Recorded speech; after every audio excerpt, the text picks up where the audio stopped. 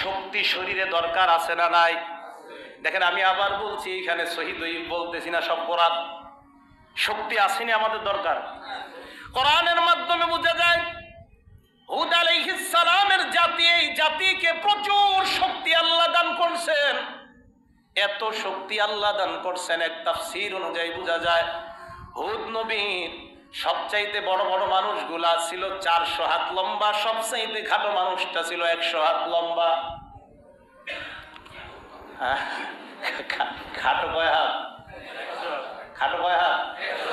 আরেক বর্ণনা আছে 60 হাত। আছে 60ই ধরি আমরা, খাটোটা 60 ধরলেও কি আপনার এটা যদি খাটো হয়?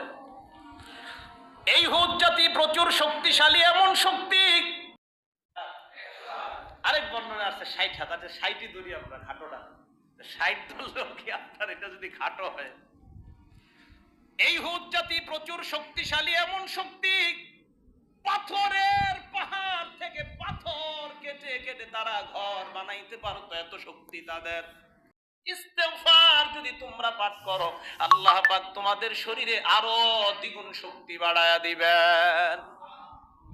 হুদ নবীর জাতির প্রচুর শক্তি। আল্লাহ বলতেছেন ইস্তেগফারের কারণে